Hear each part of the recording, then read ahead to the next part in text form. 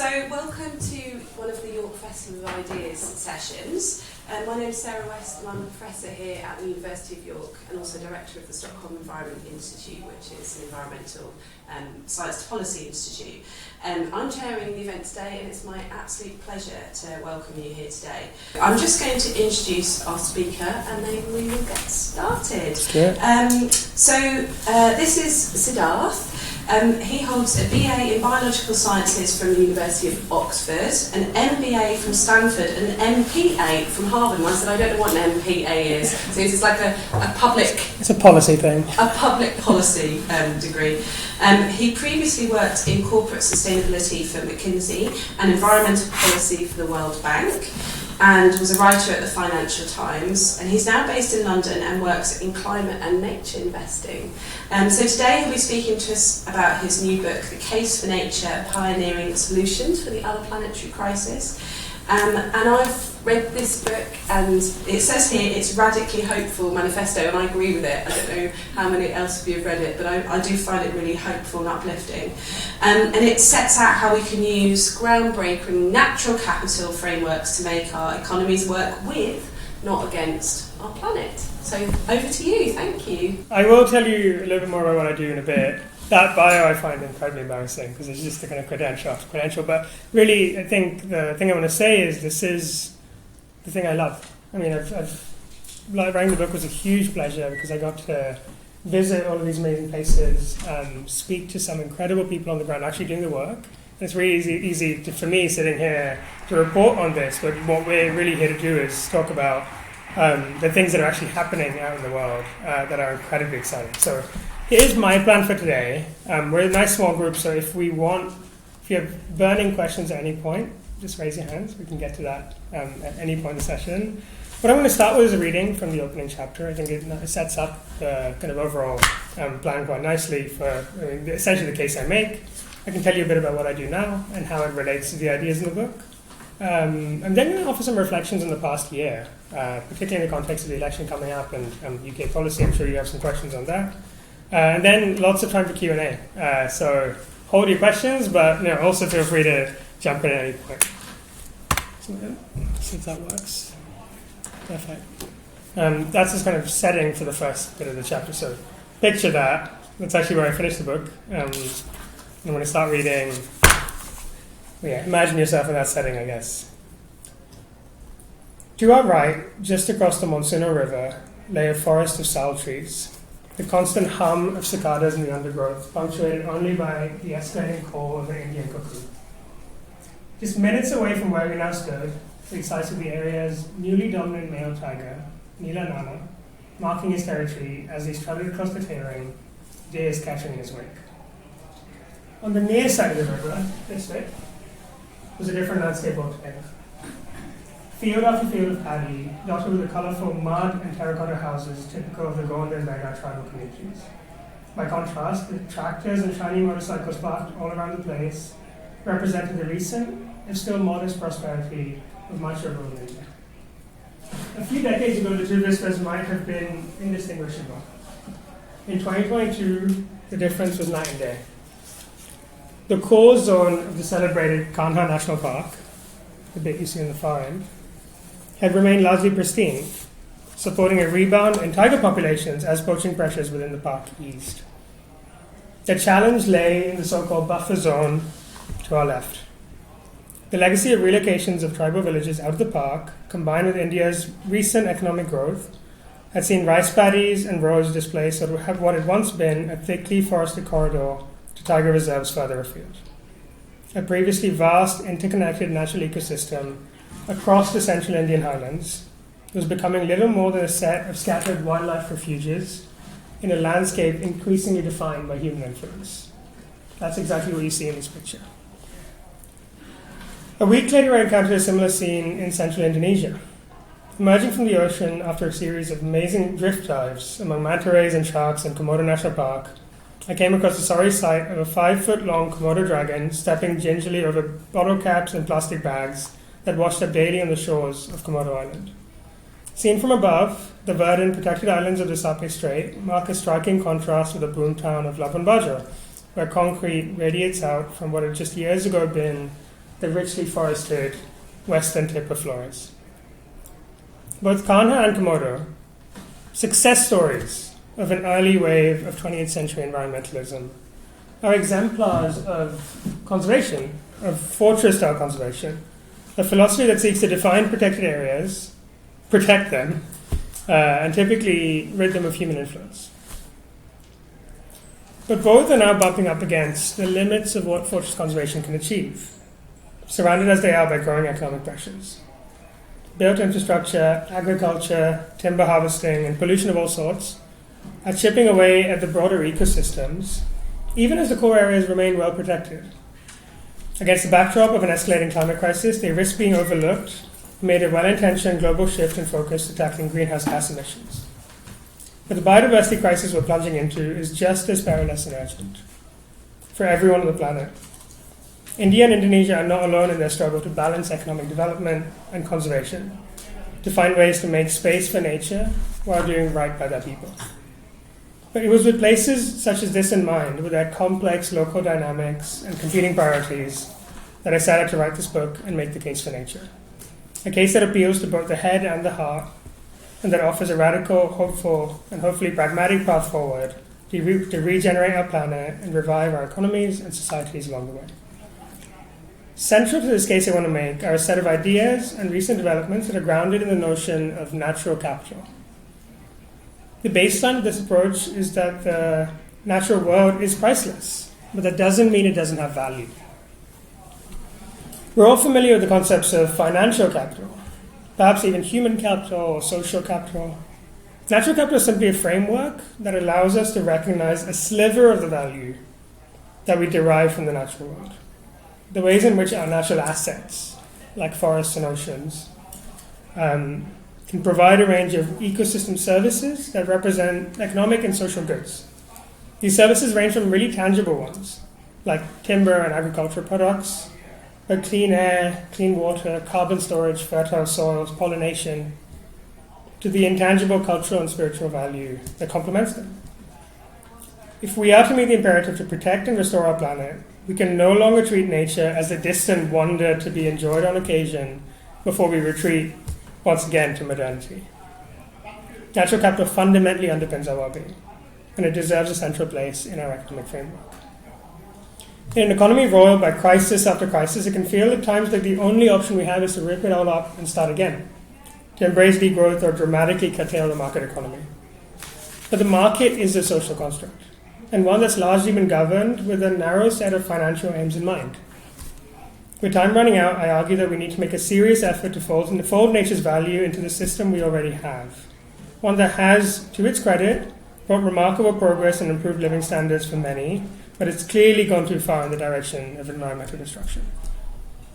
If net zero carbon emissions is what we're aiming for in the climate fight, this book lays out some ways in which we can shift to what we call a nature-positive economy, one that reverses biodiversity loss globally and begins restoring ecosystems and the communities that steward them.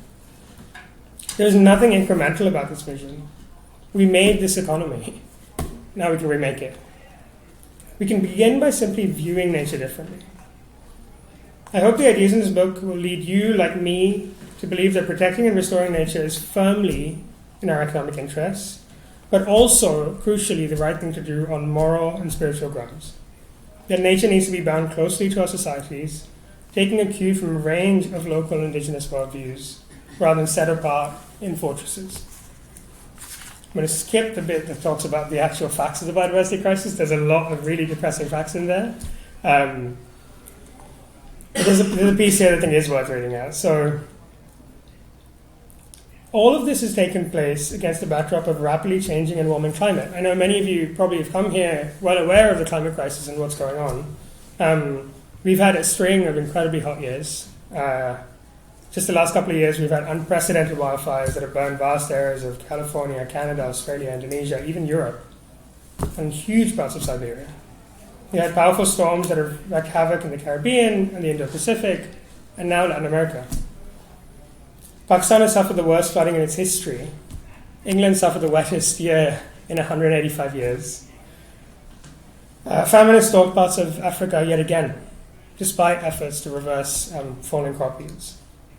None of this should be news to even the most casual follower of world events, but few put it as starkly as David Wallace Wells in his book Uninhabitable Earth.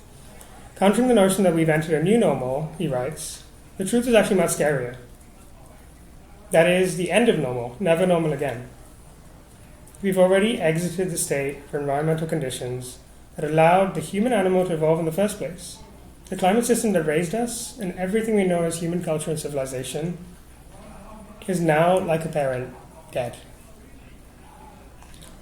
His basic point is spot on. It's indeed what the climate model suggests about where we find ourselves today.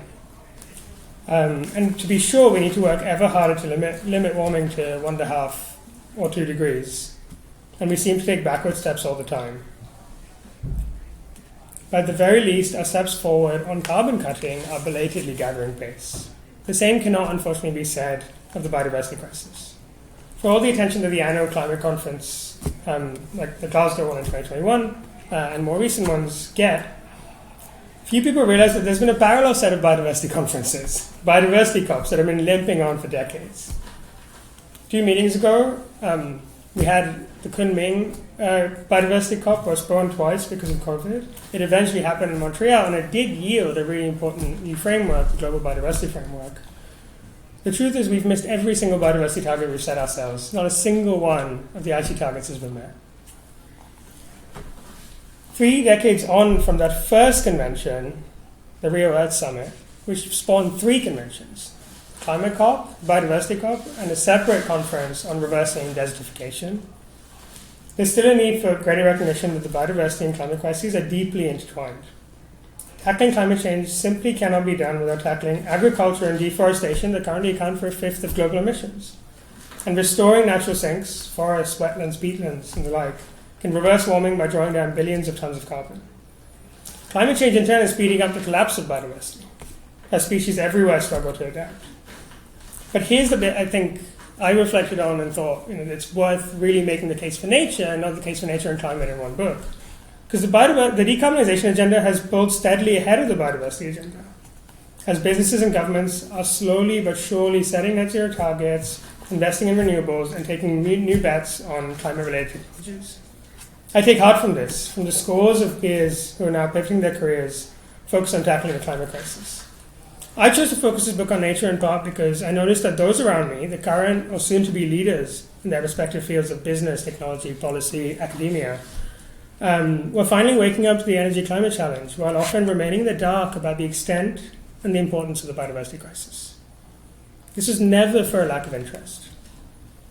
If climate change is now the stuff of careers, nature remains the realm of our truest passions. When I talked of my own love for nature, my peers would reliably light up. I love nature too. I had an amazing time in, insert your choice of national park, or dive site, or forest. I'd hear this over and over again.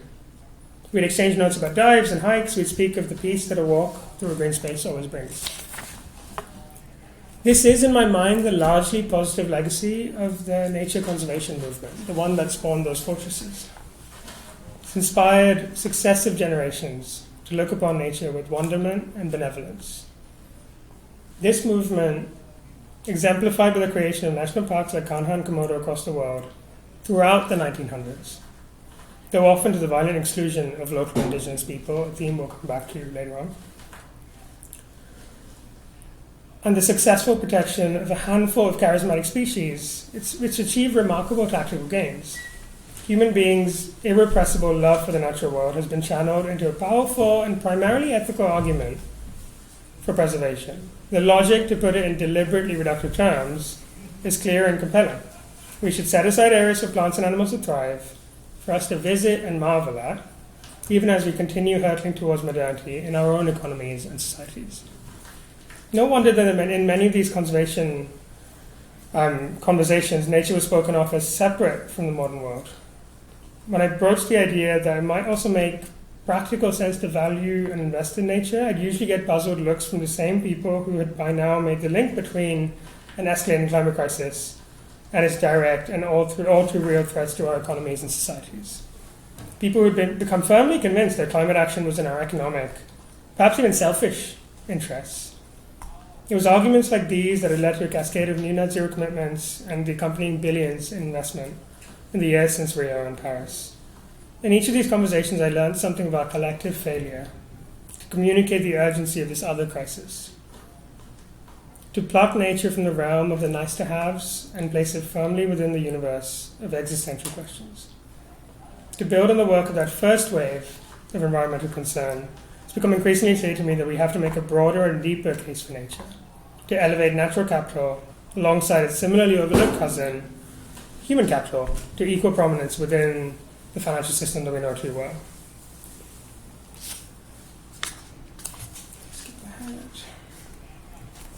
So I'm going to take you back for a second to that first Rio Art Summit in 1985.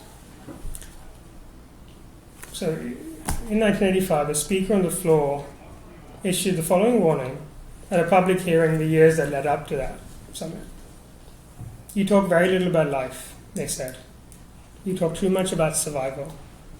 It is very important to remember that when the possibilities for life are over, the possibilities for survival start. And there are peoples here in Brazil, especially in the Amazon region, who still live, who don't want to reach down to this level of survival. Even if it were possible to geoengineer our way out of a warming planet while overseeing mass extinction in the natural world, which it isn't, to be clear, those words remain instructive. For that outcome would offer us only survival without life. The case for nature, the case for tackling climate change on its own is the case for ensuring human survival. The case for nature is ultimately the complementary case for securing a living planet worth living for.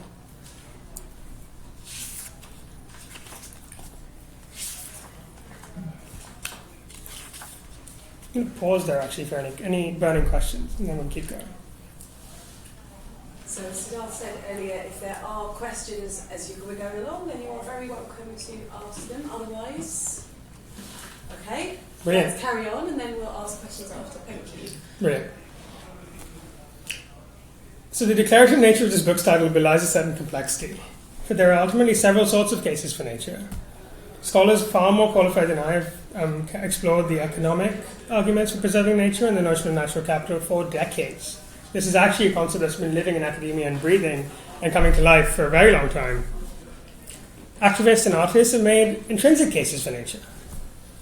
Spiritual traditions have arguably appealed to higher ideals in relation to nature for millennia. Each of these cases have for too long been viewed as separate, even as somehow in conflict with each other, when in fact, in my view, they all form part of a powerful, indivisible case for nature. Since I began researching this book in 2020, my own thinking has certainly evolved. I started with the assumption that the intrinsic arguments had been made well enough. I judged that they'd reached a wide and increasingly receptive audience, a reflection perhaps of the environmentally conscious bubble I lived and worked in, my own bias effectively. Through hundreds of conversations, including with people who disagreed with me, I changed my mind. I came to view both motivations, economic and intrinsic, as deserving of far more attention. To lay my own cards on the table, the intrinsic case has always been more than powerful enough for me. I was raised by a family of conservationists in India, steeped in a culture that valued nature and the minimization of ecological suffering for its own sake. My grandparents spent years volunteering with animal charities and worked on conservation directly, including setting up national parks. My mum actually found her own passion for conservation later on in life through photography and visiting places like Ghana. In researching this book, I was frequently reminded of the profoundly important and complementary need to cultivate love and respect for nature, perhaps even a relationship with the natural world. Others have made that case persuasively through their writing, filmmaking, and scholarship. Having said all that, the book predominantly focuses on the economic case for nature. For one, it is by far the less well-understood set of arguments, even in the green-tinged circles that I and perhaps some of you inhabit. Even as researchers and practitioners have plugged away at understanding the value of nature to human well-being, the ideas underlying natural capital have only occasionally made the leap from academia and the NGO world to common parlance. When they are discussed, as in the recent surge of interest in what they call natural climate solutions, nature's utility is often viewed very narrowly, say planting trees to draw down carbon. In pulling together a range of these business and economic cases and describing them in hopefully accessible jargon-like terms, I hope to bring this idea of natural capital to life, an integrated whole that is greater than the sum of the parts. I also felt a sense of urgency I could not shake. The industrialized world, having pillaged for several centuries, now offers up to present and future generations a dangerously denuded set of landscapes and seascapes. The task is even more urgent in the developing world, in countries like India and Indonesia, where growing populations rightfully harbor economic aspirations. It's all very well to ask wealthy urban consumers to pay a premium for nature-friendly products. It's a completely different thing to expect communities that live in and typically steward natural landscapes to give up their extractive routes to prosperity without enabling better ones in their place. But a tragedy would be if they were forced to follow the same path as places like the West, belatedly atoning for their sins decades hence when tigers and Komodo dragons are but distant memories. If falling crop yields, historic floods, and ever more frequent wildfires are warning signs these countries cannot choose to ignore, then models for restoration that also happen to make economic sense deserve attention right now. But beyond the relative novelty and absolute urgency of the case for nature, what's made this book so enjoyable to write are the new possibilities offered by these innovations, by the technological and financial innovations that I came into contact with in my time as a student, entrepreneur, and investor in this space. What I then take you through, and I'm going to show you a few cases, is really just an incredible array of solutions that people are working on for their communities that make the case for nature and actually bring prosperity to the places they live in. I'm going to flip through and show you a few now, and then what I'm going to do is offer some reflections on what I saw since. So what you see here is the Brazilian Pantanal. It's the world's second largest wetland ecosystem after the Okavango Delta. It's an amazing landscape. It floods for about half the year, and the only way you can get around is by kayak or on horseback. The history of the Pantanal is really interesting. I mean, it's been continuously inhabited for thousands of years, but it's never really sustained very large populations. And in the mid-1900s, Brazil decided to open up the Pantanal to make it accessible to ranching. And so quite a lot of infrastructure was built, roads, lodges, large farms. But the trouble is, nature is still in control in that landscape. It still floods, regardless of what you do. It's also had some horrific wildfires recently. So the Pantanal is actually a really interesting, dynamic ecosystem. It's not a place where you can just farm. And so over time, what's happened is you've seen the retreat of agriculture, of ranching from the Pantanal. It still exists, but quite a lot of that has moved quite destructively to the Sahara and the Amazon, where ecosystems are being raised to grow crops and feed livestock. But what you have in the Pantanal is still an amazing and mostly functional natural ecosystem that receives almost no tourists. So this picture is meant to illustrate a chapter in the book on ecotourism.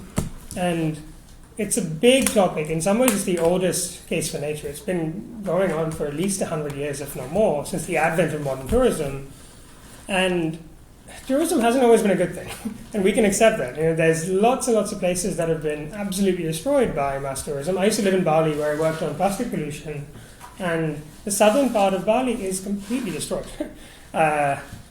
What's true, though, is there are lots of people across the world with money and with a strong desire to move. If you think about discretionary spending by individuals and families, travel's the biggest pot of money that people save up for. And a lot of that money, unlike buying a home or buying a new car, that money does go internationally. If you think about the financial flows that happen anyway as a result of tourism, they're enormous. And it doesn't feel like there's any chance of slowing that down. And so what I tried to do was look through the literature on what lessons we've learned from at least 3 decades of trying ecotourism and figure out whether it works. And one of my main reflections was it's really dependent on the context. So it depends on how it's done. And generally, ecotourism involves small numbers with lots of local employment, ideally managed by local people. And the places I visited in that chapter included the Pantanal, but also Fiji and Palau and a few other places where there are places that are remote, that don't have access to large financial markets or export markets, that you don't want to turn into agricultural export areas, and where tourism still contributes most of kind of local GDP, certainly of exports. And there are lots of places across the world, like this place I went to in the Pantanal, where I visited a series of eco lodges and local conservation efforts, where tourists can sustain some amazing things for the local communities. The other lesson I learned there was it's not possible to have low-impact tourism everywhere because you would very quickly put people in every corner of the planet, and that's frankly not how most people want to travel. So I was thinking back to my time in Bali where in some ways, I'm not saying it's a model that anyone should follow, but the facts of that island now are there are 4 million people who live on Bali. They receive, before COVID, 16 million tourists a year. 4 of them were 4 million international, 12 million domestic. And almost all of that activity has been contained to about 5% of the island. It's effectively a sacrificial zone for the island. But if you ask Balinese people, and I lived there for 2 years, learned Indonesian, and worked on plastic pollution with an entirely local team, they're actually quite happy with that trade-off, because what they see is quite an effective system to redistribute wealth from that sacrificial zone to the rest of the island. So they've made that choice to say, Kuta is just gone forever. But it's generated a huge amount of prosperity that's enabled conservation and sustainable agriculture in other parts of the island. So at the very least, I think one of my lessons was places, particularly reasonably well-governed ones, should think strategically about what they want. Because if they prefer tourists to stay in one very small part of an island or a natural landscape, so be it. But there are places like this that could use a few more tourists, done right, paying the right prices, and actually sending most of those profits back to local communities. It can be incredibly effective for conservation in some really, really remote places where there are no other choices. I'm going to go ahead to this one. So this is a picture I took, at least 10 years ago, and I've been back many, many times since. This is Singapore. If you think of Singapore, you probably think of a different part of it, right? The skyscrapers and the marina. It is one of the richest places on Earth. It's also one of the most densely populated places on Earth. What's stunning is about half of Singapore's land area is green space. And so if you think about bringing nature into cities, which is one of the chapters in the book, it's called Urban Jungles. The reason I chose Singapore as a starting point for that, and by the way, each chapter starts with one of these case studies and then broadens to several others. The reason I chose Singapore was it is probably the place where that trade-off between infrastructure and natural space is most acute, because they can't simply expand to the hinterland. There isn't a hinterland. And so they have to bring nature into the city because it is effectively just a city.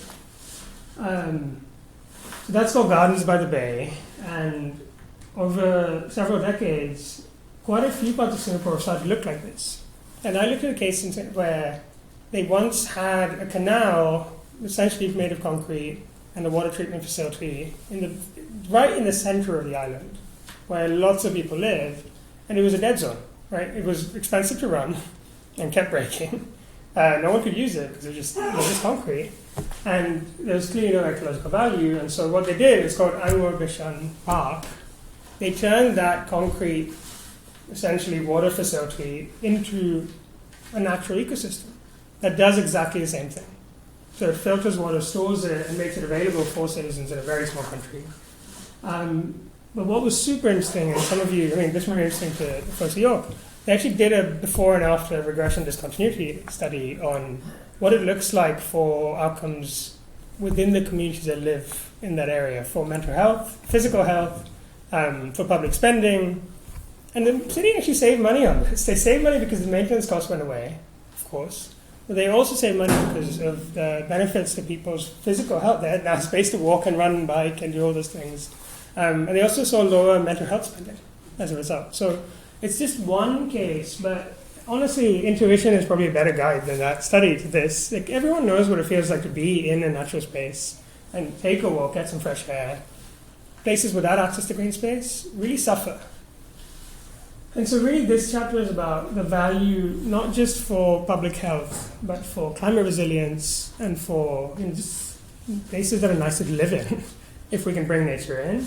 And the broad point was nature belongs in our cities, just as much as it does in forests and wetlands and reefs and so on.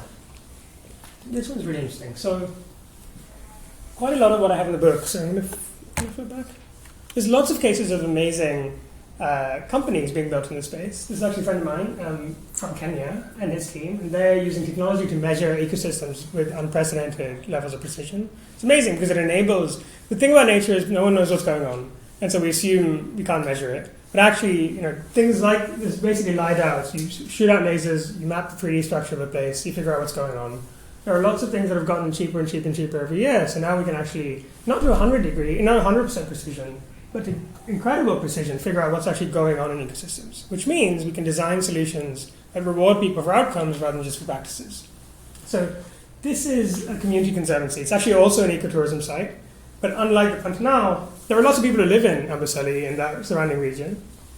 And there are lots of places that are not supported by ecotourism. So what this team is trying to do is bring measurement to the outcomes that people want to pay for, whether it's people paying for the ecosystem services like carbon or biodiversity, or simply for conservation outcomes charitably, to make sure that the money is actually going to places that make a difference. And so that's really exciting. I'm not sure we have time for these two examples. This is Tahoe National Forest in the US, and this is the Belize Blue Hole. Two completely different places, but two ecosystems that have been transformed. I shouldn't say transformed, they're being transformed by financial innovation. So new ways of structuring financing that in a very similar way pays for outcomes. So if you go back to that one, what they essentially figured out was forests are burning a lot. Everyone knows this, and they're burning worse and worse every year, partly because of climate change and warmer temperatures and a lack of rainfall. But a huge factor driving worse wildfires is actually the fact that we've suppressed wildfires for decades. And so because we've done that, there's a huge amount of dead wood on the forest floor. Then when it burns with such ferocity that we can't put the fires out. Now, the truth is fire is not a bad thing. In the book, I actually look at lots of different places, including places still stewarded by indigenous peoples, where fire is seen as part of the landscape. Lots of plants will only drop seed and actually sprout when a fire has gone through. And so there's lots of fire-adapted species that have suffered as a result of a lack of healthy fire. And what you've instead got is these mega fires that destroy entire ecosystems. This is, what's going on in California by a nonprofit called Blue Forest is a really interesting way to pay for the restoration of forests by taking some public money. The US Forest Service has money, but it never has enough because there's so much work to be done. But there are people downstream who benefit from lower wildfires. So the water companies, for example, have to pay a huge amount every year to clean up the water supply when a fire goes through. Insurance companies have to pay out every single year because they're unable to bear the cost of this. And cities further downstream as well for air quality actually suffer lost working hours and have to shut businesses and so on. So they structured a product where people could invest in this, but only pay when the outcomes are delivered. And that became a really interesting way to take normal money, just financial capital sitting in the system is looking for a return, knows nothing about fires or California or anything, and structure a product where the money comes up front, they do the restoration work with some public money as well, and then all the beneficiaries agree that if they deliver the outcomes, they pay the investors back with interest. And so those types of structures, I think, are taking what used to be, this is a functioning, healthy forest is a public good. Forest that burns in these mega fires is actually a public bad. It's an incredibly negative impact on a whole group of people. Those people can't be forced to pay for the outcome because there's too many people who benefit from the healthy forest and suffer from the degraded one. But what's unique about this case is there are enough stakeholders who individually suffer enough that you can add them up and get them to pay for it. And it's just a framing for how we think about this in other landscapes as well. There are lots and lots of places where the value of functioning ecosystems is so high that you don't have to capture the whole of that value. You can just take a few people who are really suffering, get them to pay, and it makes sense, economic sense for them, and then everyone else gets it as a public good. In some cases that will not work, and it needs to be a publicly funded program. And then there are some cases where there are actually companies that can be built on things like this. So there's a whole number of companies that are doing wildfire detection and forest harvesting, and just technology innovations that make it easier and cheaper and faster to do this work. We'll stop there and just offer a couple of reflections on what's happened since, and I think we're almost out of time. So questions soon. Two very quick things. Since I wrote this book, I've been really, it's quite an optimistic book. And I think the year since has been a mix of optimism and despair. But there's a few things that are really exciting, I think. And particularly in the UK, just to end on that note, what we have had is, and this is true, if you look globally at the drivers of nature destruction, agriculture is responsible for 90% of deforestation and 70% of freshwater withdrawals across the world. Part of that is because governments subsidize agriculture, harmful agriculture practices to the tune of $700 billion a year. And if you look at the money flowing to nature positive activities, it's about $125 billion a year. So think about how the playing field is stacked against nature. And there are very few places that have begun to rethink that, because it's really hard. There's a lot of inertia, and of course there are other concerns like food security and the fact that individual farmers do not make a lot of money anywhere in the world. And so it's really hard to ask them to give up incomes that are already not very high. But it's still an area where we need policy innovation. And so we're currently undergoing an experiment in the UK with reshaping subsidies and starting policies like biodiversity net gain. It remains to be seen whether it works in the way that they hope, but I do think it's a brave experiment because most countries see it as completely off limits. And some things will go wrong, I'm sure, and there will be frustrations. But on the whole, globally, this needs to happen. Because if it doesn't happen and we subsidize intensive agriculture without thinking about the landscapes, what you will end up with is a lack of food security in the long term. As soils degrade and erode, as freshwater withdrawals increase, and as the surrounding ecosystems can no longer produce rainfall, for example, to feed global agriculture, we are heading towards a really dark future on the kind of food security front if we can't restore healthy soils and the ecosystem that sustain the agriculture system. So that's hope, I think.